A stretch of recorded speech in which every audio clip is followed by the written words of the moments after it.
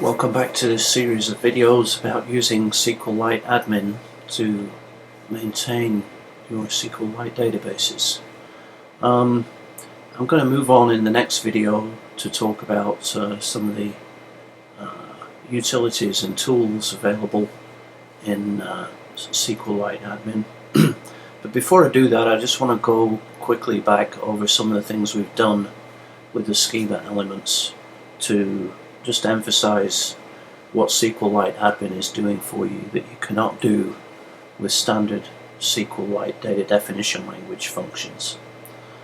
So starting over here, obviously adding a table, there's no extra functionality in SQLiteAdmin, and same with dropping a table.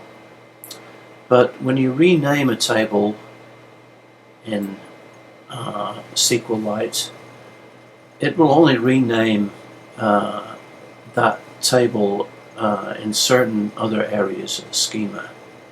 For instance, when you look at indexes, indexes are linked to a table, and SQLiteAdmin will change the table name there for you. Similarly, in triggers, they're associated with a table, and it will change those for you. However, what it won't do is change the table name in the action statements within a trigger, and it will not change the table name in views. So in this view here, if I were to change the name of the tracks table to something else, it would not change it here in tracks, and next time you try to use that view you'd get an error. So SQLiteAdmin will find that table name anywhere it exists in the schema and change it for you. Moving over here, this area is where these three icons where you can make changes to columns once they're already defined in a table, and SQLite, in the standard data definition language does not allow you to do any of those things. It will let you add a column actually, but there are a lot of constraints on what you can do and what you can't do when you add a column.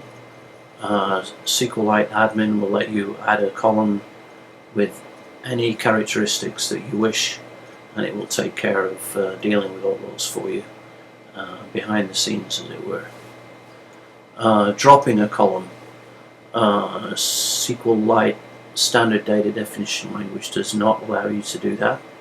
If you wanted to do that yourself, you would have to export the data from your database to somewhere else, delete the table, recreate it with a create table statement without the column that used to be there. Then you'd have to go and massage your data that you exported to exclude that column, the data for that column, however you exported it, and then import it again into your database. SQLiteAdmin takes care of all that for you behind the scenes. It wraps all the activities that it does to achieve this and any other column modifications in a SQLite transaction, and it will only commit the transaction if everything works. So if something fails along the way, your table will not be disturbed. It will be the same as it was before the attempt was made to change it. Similarly with modifying a table, the same sort of activities that I described there, and the same protection against any data integrity problems. And also on the table level constraints, adding, modifying and deleting a table level constraint is just not possible with the SQLiteAdmin data definition language.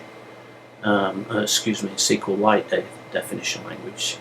The SQLiteAdmin once again takes care of all those for you while maintaining your data integrity.